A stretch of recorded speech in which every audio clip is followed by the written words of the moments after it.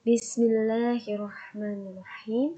Assalamualaikum warahmatullahi wabarakatuh. Halo anak-anak kelas 6 yang soleh-solehah. Alhamdulillah kita kembali dipertemukan untuk dapat menuntut ilmu pada hari ini. Bagaimana kabarnya? Semoga kalian semua selalu diberikan kesehatan dan selalu dalam perlindungan Allah Subhanahu wa Ta'ala. Mari kita awali pembelajaran kita kali ini tentunya dengan membaca doa. Bismillahirrahmanirrahim. Rabbi zidni ilma warzuqni fahma waj'alni minas sholihin. Ya Allah, tambahkanlah aku ilmu dan berilah aku kemampuan untuk memahaminya, dan jadikanlah aku termasuk golongan orang-orang yang saleh. Amin. Tema pembelajaran kita kali ini yaitu mengenai hak dan tanggung jawab, di mana pada pekan sebelumnya kita telah belajar tentang kewajiban, baik itu sebagai warga negara maupun sebagai siswa, ataupun kewajiban kita saat di rumah. Nah, coba perhatikan gambar berikut. Apa pendapat kalian mengenai gambar tersebut? Ya, gambar ini menunjukkan bahwa adanya kasih sayang orang tua kepada anaknya. Ya, benar. Kasih sayang orang tua kepada anaknya itu merupakan hak anak di rumah, yaitu mendapatkan kasih sayang dari orang tuanya. Lantas, apa yang dimaksud hak? Hak adalah segala sesuatu yang seharusnya diterima dan dimiliki oleh setiap individu. Hak warga negara biasanya telah diatur dan tercantum dalam Undang-Undang Dasar 1945. Karena UUD 1945 merupakan landasan konstitusional dan sumber dari segala undang-undang yang berlaku di Indonesia. Nah, berikut ini contoh hak warga negara yang tercantum dalam Undang-Undang Dasar 1945. Yang pertama bisa kalian lihat pada layar, yaitu memperoleh kemerdekaan dan bebas dari penjajahan. Hal ini terdapat atau tercantum dalam pembukaan Undang-Undang 1945.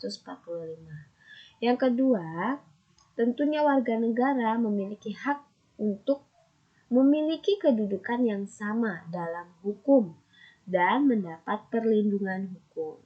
Hal ini tercantum dalam pasal 27 ayat 2. Selanjutnya, warga negara juga mempunyai hak untuk mendapatkan penghidupan yang layak. Jadi sebagai contoh, mendapatkan pekerjaan untuk memenuhi kebutuhan hidupnya. Hal ini sudah tercantum di dalam Undang-Undang Dasar pasal 27 ayat 2. Warga negara juga memiliki hak untuk mencintai dan membela tanah airnya apabila nantinya ada gangguan terhadap keutuhan dan kestabilan negara Indonesia, di mana tercantum dalam pasal 27 ayat 3. Lalu ada juga hak untuk mengeluarkan pendapat, baik itu lisan maupun tulisan, baik itu secara langsung ataupun melalui perwakilan yang telah diatur dalam undang-undang. Nah, di sini tercantum di dalam pasal 28. Selain itu juga tentunya warga negara memiliki hak untuk memeluk agama dan beribadah sesuai dengan agama dan kepercayaan yang dianutnya, di mana tercantum di dalam pasal 29 ayat 2. Dan tentunya masih banyak lagi hak-hak warga negara yang bisa kalian lihat seperti pada layar. Seperti ikut serta dalam usaha pertahanan dan keamanan negara, lalu juga hak mendapatkan pendidikan dan pengembangan ilmu dalam rangka tentunya mencerdaskan kehidupan bangsa, lalu memanfaatkan sumber daya alam, dan juga ada hak untuk berkedudukan yang sama dalam hukum dan mendapatkan perlindungan hukum. Inilah dia beberapa contoh hak warga negara yang tercantum di dalam Undang-Undang 1945. Dari sini kita bisa mengetahui bahwa hak-hak yang ada di setiap manusia itu dapat mencakup di bidang agama, hukum, ekonomi, sosial, dan budaya, bahkan pertahanan dan keamanan. Sebagai contoh tadi bisa kita ambil dari agama, hak yang terkait dengan bidang agama itu tercantum di dalam pasal 29 ayat 2, yaitu dapat memeluk agama masing-masing dan beribadah sesuai agama dan kepercayaan yang dianutnya. Nah, selain di pasal 29 ayat 2, sebenarnya hak yang terkait dengan dalam bidang agama ini juga tercantum di dalam pasal 28E ayat 1 Undang-Undang Dasar tahun 1945, di mana berbunyi, setiap orang bebas memeluk agama dan beribadah menurut agamanya, memilih pendidikan dan pengajaran, memilih pekerjaan, memilih kewarganegaraan, memilih tempat tinggal di wilayah negara dan meninggalkannya, serta berhak kembali. Selain itu juga, selain di pasal 28E ayat 1, di ayat 2 juga dibahas mengenai hak dalam bidang agama, di mana setiap orang berhak atas kebebasan meyakini kepercayaan. Selain dari bidang agama, kita juga bisa menemukan hak warga negara di bidang ekonomi. Dalam bidang ekonomi, salah satu hak yang tercantum dalam Undang-Undang 1945 yaitu hak untuk memperoleh pekerjaan yang tercantum di dalam pasal 27 ayat 2, di mana berbunyi, tiap-tiap warga negara berhak atas pekerjaan dan penghidupan yang layak bagi kemanusiaan. Dan dalam pasal 28D juga dibahas terkait pekerjaan ini, di mana setiap orang berhak untuk bekerja serta mendapat imbalan dan perlakuan yang adil serta layak dalam hubungan kerja. Nah, selain dari bidang ekonomi, kita juga bisa mengetahui di bidang sosialnya, di mana hak manusia di bidang sosial tentunya berkaitan dengan hak atas jaminan sosial, hak atas perumahan, dan hak atas pendidikan. Nah, hal ini tercantum salah satunya ada di pasal 28 ayat 3, di mana setiap orang berhak atas jaminan sosial yang memungkinkan pengembangan dirinya secara utuh sebagai manusia yang bermartabat. Nah, selain itu juga ketentuannya tercantum di dalam pasal 28H ayat 1 yang berbunyi, setiap orang berhak hidup sejahtera lahir dan batin, bertempat tinggal, dan mendapatkan lingkungan hidup yang baik dan sehat, serta berhak memperoleh pelayanan kesehatan.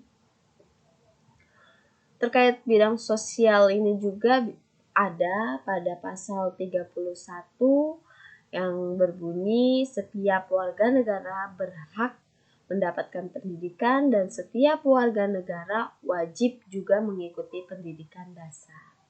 Nah, di pasal 31 ini tertera bahwa mempunyai hak, dan di sana juga dibahas tentang kewajiban. Selain dari bidang sosial, hal ini juga bisa kita lihat dari bidang budayanya, di mana dapat tercantum atau dapat kita lihat pada pasal 28C yang berbunyi, setiap orang berhak mengembangkan diri melalui pemenuhan kebutuhan dasarnya, berhak mendapat pendidikan dan memperoleh manfaat dari ilmu pengetahuan dan teknologi, seni dan budaya demi meningkatkan kualitas hidupnya dan demi kesejahteraan umat manusia. Selain itu juga tercantum di dalam pasal 28I dengan bunyi yaitu identitas budaya dan hak masyarakat tradisional harus dihormati selaras dengan perkembangan zaman dan peradaban. Nah, dia hak manusia dalam bidang budaya, dan tentunya masih ada lagi seperti dalam bidang hukum, di mana manusia berhak atau warga negara berhak memiliki kedudukan yang sama dalam hukum dan mendapatkan perlindungan hukum. Ini tercantum di dalam pasal 27 ayat 1. Dan juga ada bidang pertahanan dan keamanan yang terkait bidang ini tercantum di dalam pasal 30. Contohnya yaitu warga negara memiliki hak untuk ikut serta dalam usaha pertahanan dan keamanan negara. Nah, inilah dia ketika kita melihat dari segi bidang agama, hukum, ekonomi, sosial budaya, bahkan pertahanan dan keamanan. Selanjutnya, apa manfaat yang dapat kita rasakan dari pemenuhan hak warga negara? Di sini ada hak warga negara yaitu mendapatkan pendidikan. Manfaat apabila hak tersebut terpenuhi yaitu tentunya menambah pengetahuan dan keterampilan. Ini manfaatnya yang akan kalian rasakan apabila hak kalian terpenuhi dari hak mendapatkan pendidikan. Namun, hak ini manfaatnya bisa kalian rasakan apabila kalian melaksanakan atau menggunakan hak kalian dengan penuh tanggung jawab. Maksudnya seperti apa, Bu? Maksudnya seperti ini. Kalian mendapatkan hak, yaitu hak mendapat pendidikan. Hak kalian mendapatkan pendidikan. Kalian kemudian diberikan fasilitas sekolah, kalian disekolahkan oleh orang tua. Berarti kalian sudah mempunyai hak, sudah mendapatkan hak tersebut. Namun, manfaat dari hak tersebut bisa kalian rasakan apabila kalian menggunakan haknya dengan penuh tanggung jawab.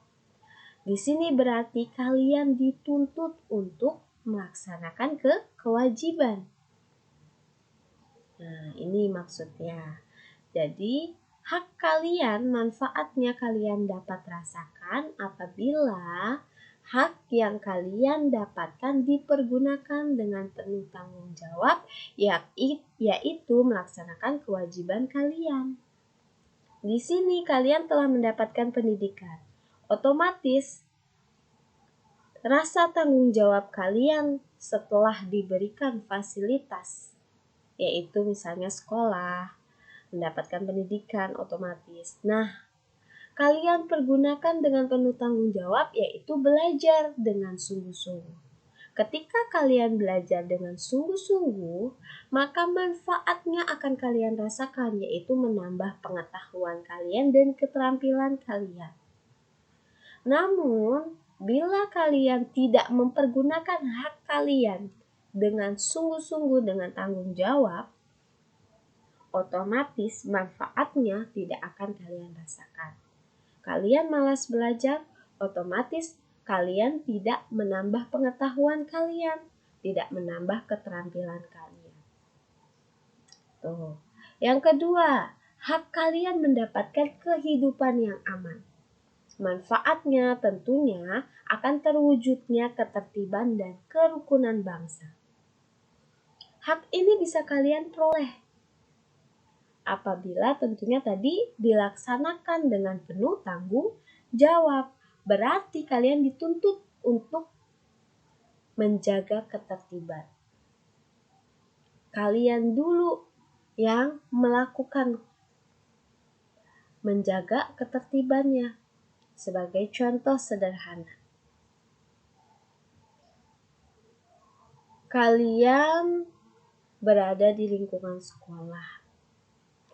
Tentunya hak kalian mendapatkan suasana belajar yang nyaman. Itu hak semua orang mendapatkan suasana belajar yang nyaman. Agar manfaat dari pemenuhan hak itu yang bisa kalian rasakan yaitu terwujudnya ketertiban, tersampainya materi pelajaran yang disampaikan, suasana belajarnya pun menjadi nyaman. Namun ternyata kalian tidak melakukannya dengan penuh tanggung jawab. Otomatis manfaat pemenuhannya tidak akan kalian rasakan. Kalian ricuh, maka suasana belajarnya, maka ketertibannya di kelas menjadi tidak terpenuhi. Nah, ini contoh dari manfaat pemenuhan hak. Lalu yang ketiga yang bisa kalian ambil contoh juga, hak kalian mendapatkan jaminan pemenuhan fasilitas dan pelayanan. Ini hak kalian. Nah, manfaat dari pemenuhan tersebut tentunya masyarakat menjadi lebih sejahtera. Nah, namun kalian tidak mempergunakan hak tersebut dengan penuh tanggung jawab, maka manfaatnya tidak akan terasa oleh kalian. Inilah dia manfaat pemenuhan hak apabila kalian telah melaksanakannya dengan penuh tanggung jawab. Nah, selanjutnya dari tadi telah disinggung kata tanggung jawab. Lantas, apa itu yang dimaksud dengan tanggung jawab? Benar. Tanggung jawab adalah kesadaran manusia mengenai sikap dan perbuatannya, baik itu disengaja maupun tidak disengaja. Di sini berarti bahwa setiap perbuatan yang dilakukan oleh manusia itu pasti ada pertanggungjawabannya. Dan tentunya setiap perbuatan yang dilakukan oleh warga negara akan dipertanggungjawabkan kepada negaranya.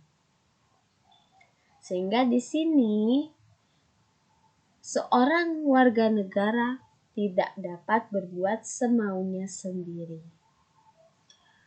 Kalau dalam agama Islam diibaratkan apapun perbuatan kita akan dicatat sebagai amal. Baik itu amal baik atau amal buruk. Nah, dan tentunya amal-amal itu nantinya akan dipertanggungjawabkan di hadapan Allah Subhanahu wa Ta'ala. Nah, itu seperti itu tanggung jawab. Jadi, kalian melakukan perbuatan, baik itu disengaja maupun tidak disengaja, itu ada pertanggungjawabannya. Kalian sengaja berbohong, dicatat oleh malaikat sebagai amal buruk. Nah, di situ nantinya akan kalian pertanggungjawabkan kepada Allah di hadapan Allah. Nah, jadi kesadaran kalian tentunya atas sikap dan perbuatannya. Nah, di sini bisa kita lihat bentuk-bentuk sikap dan perilaku warga negara yang mencerminkan wujud tanggung jawab terhadap negaranya. Antara lain yang pertama, dengan memahami dan mengamalkan nilai-nilai Pancasila sebagai pedoman dalam kehidupan sehari-hari. Sebagai contoh, sikap saling menghormati dan bertoleransi kepada teman yang berbeda agama, di mana merupakan perwujudan dari pengamalan sila pertama Pancasila. Lalu juga sikap kita yang mau menolong, saling menolong ketika ada teman kita yang kesusahan atau ketika ada warga yang terkena musibah atau bencana. Nah, di sini juga berarti kita telah mengamalkan nilai-nilai sila kedua Pancasila. Yang kedua, bentuk sikap dan perilaku tanggung jawab kita bisa juga diwujudkan dengan menjaga dan memelihara nama baik bangsa dimanapun kita berada. Kita dapat menjaga nama baik bangsa dan negara ini caranya dengan belajar, dengan rajin, dan melatih kemampuannya dengan tekun. Dengan demikian, kita dapat memperoleh prestasi yang dapat membanggakan nama bangsa kita atau mengharumkan nama bangsa kita. Membuat bangsa kita menjadi bangga. Jadi kita harus rajin belajar. Lalu yang ketiga, bisa diwujudkan dengan meningkatkan wawasan kebangsaan. Sehingga rasa cinta kita kepada tanah air akan semakin meningkat. Salah satunya tadi telah dijelaskan dengan mempelajari sejarah bangsa, lalu bisa juga dilakukan dengan memperingati hari-hari besar nasional ataupun menghargai jasa para pahlawan. Selanjutnya juga bisa diwujudkan melalui melestarikan budaya bangsa. Karena budaya bangsa adalah identitas dan kekayaan bangsa. Oleh karena itu juga kita bertanggung jawab untuk melestarikannya. Bagaimana caranya? Caranya tentunya dengan mempelajari dan mencintai berbagai budaya yang ada di Indonesia. Contoh yang paling sederhana, di beberapa daerah masih terdapat yang mempelajari dan menggunakan bahasa daerah. Lalu kita juga mempelajari tarian dan cara memainkan alat musiknya. Itu ya. Jadi ini cara melestarikan budaya bangsa. Lalu apa dampak apabila kita melaksanakan hak, baik itu hak maupun kewajiban dengan penuh tanggung jawab? Nah, ini dia. Jadi tentunya ketika kita melakukan sesuatu dengan penuh tanggung jawab, tergantung bagaimana kita melaksanakannya. Apabila kita penuh tanggung jawab dengan sungguh-sungguh, maka akan ada dampak positif yang bakal dirasakan. Namun ketika tanggung jawab itu kita sepelekan, tentunya hanya akan berdampak negatif yang dapat kita rasakan. Sebagai contoh di sini, kewajiban kita membayar pajak karena kita telah mendapatkan hak, yaitu memperoleh atau menggunakan fasilitas umum pelayanan kesehatan. Nah, itu hak kita. Hak kita yaitu memperoleh fasilitas umum, gitu ya. Dapat menggunakan fasilitas umum, pelayanan-pelayanan. Tentunya hak tersebut harus kita pergunakan dengan tanggung jawab. Berarti kita memiliki kewajiban, yaitu membayar pajak agar hak kita terpenuhi. Nah, ketika kita sungguh-sungguh ya melaksanakan kewajibannya dengan penuh tanggung jawab, membayar pajak sesuai dengan aturan yang diberlakukan oleh negara misalnya, maka dampak positifnya akan kita rasakan, yaitu pembangunan infrastrukturnya akan berjalan lancar. Kita akan merasakannya karena kita sudah melakukannya dengan penuh tanggung jawab. Namun apabila hak kita sudah kita peroleh, tapi kita enggan menggunakan hak kita dengan penuh tanggung jawab, yaitu menjalankan kewajiban otomatis. Nah, kita hanya mau haknya, tapi kita nggak mau menjalankan kewajiban, berarti itu tidak bertanggung jawab. Nah, di sini hanya akan ada dampak negatif yang kita rasakan, yaitu pembangunan infrastruktur tentunya tidak berjalan lancar. Nah, ini dampak apabila kita tidak melaksanakannya dengan penuh tanggung jawab. Nah, yang kedua, contohnya, hak kita mendapatkan pendidikan seperti yang telah dijelaskan pada layar sebelumnya. Hak kita mendapatkan pendidikan. Agar kita memperoleh manfaat, tentunya kita mempunyai kewajiban. Kita pergunakanlah hak itu dengan tanggung jawab. Berarti kita harus belajar. Nah, ketika kita belajar, dampak positif akan kita rasakan, di mana tentunya akan menambah wawasan pengetahuan sehingga meningkatkan kualitas sumber daya manusia atau meningkatkan kualitas kita dan juga mencerdaskan kita atau mencerdaskan kehidupan bangsa atau masyarakat. Di sini dampak positif akan kita rasakan. Kita mendapatkan pendidikan, kita pergunakan hak tersebut dengan rajin belajar. Akhirnya kita menambah wawasan, pengetahuan, keterampilan, sehingga nantinya akan bermanfaat bagi kita ketika kita sudah dewasa dalam mencari pekerjaan mudah. Namun, ketika kita tidak menggunakan atau melaksanakannya dengan tanggung jawab, otomatis hanya dampak negatif yang akan kita rasakan, yaitu di sini meningkatnya angka putus sekolah karena akibat dari kualitas sumber daya yang menurun dan menyebabkan pengangguran. Jadi kualitas kita sebagai SDM menurun karena kita malas dalam belajar. Nah, akhirnya ketika kualitas SDM kita menurun, otomatis ketika kita melamar pekerjaan pun jadi sulit. Jadi sulit sehingga menjadi pengangguran atau meningkatkan pengangguran. Nah, pengangguran meningkat, nah akhirnya menyebabkan juga bisa angka putus sekolah meningkat. Ini akibat dari kita yang tidak melaksanakan hak dan kewajiban kita dengan penuh tanggung jawab. Selanjutnya, tanggung jawab kita dalam menggunakan sumber daya alam. Nah, kita mempunyai hak, yaitu dapat menggunakan sumber daya alam.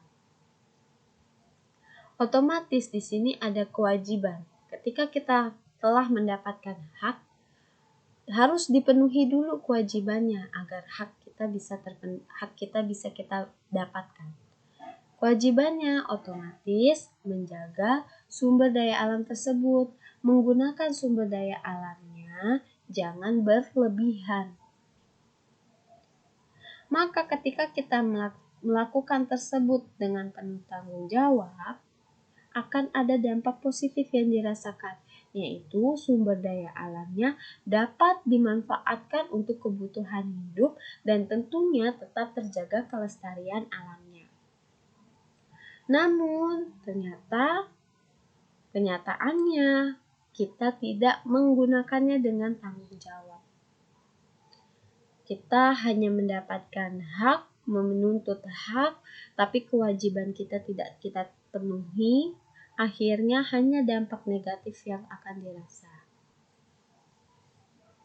Di sini kita hanya menggunakan sumber daya alam namun tidak secara bijak, tidak hemat, secara berlebihan, boros. Nah, maka dampak negatifnya apa? Sumber daya alam akan semakin berkurang untuk kebutuhan dan kemudian akan terjadi bencana alam atau kerusakan alam. Contoh sederhana untuk yang nomor 3 ini, kalian boleh menggunakan atau mengambil sumber daya alam dari kayu atau hutan, dari pohon. Pohon kalian boleh tebangi, tapi sebenarnya ada ketentuannya. Tuh. Tapi ternyata manusia malah mengeksploitasi hutan secara berlebihan. Akhirnya hutan-hutan menjadi gundul. Ketika hutan-hutan gundul, apa yang akan dirasa? Dampak positif atau negatif? Tentunya dampak negatif. Hal ini dari kita yang tidak melaksanakannya dengan penuh tanggung jawab. Dampak negatifnya akhirnya terjadi banjir, terjadi tanah longsor. Nah, ini contoh sederhana apabila kita tidak melaksanakannya hak dan kewajiban kita dengan penuh tanggung jawab. Ya, demikianlah tadi pemaparan materi hari ini. Semoga kalian semua dapat memahaminya dengan baik. Dan tentunya sebagai penutup kalian bisa mengerjakan latihan soal berikut ini. Insya Allah kalian bisa mengerjakannya apabila kalian telah menyimak paparan materi hari ini. Mari kita tutup pembelajaran kita dengan mengucapkan hamdalah. Alhamdulillahirabbil alamin. Doa kafaratul majelis. Subhanakallahumma wa bihamdika asyhadu an la ilaha illa anta astaghfiruka wa atubu ilaik. Tetap semangat raih prestasi jadi anak hebat. Sukses di dunia dan akhirat.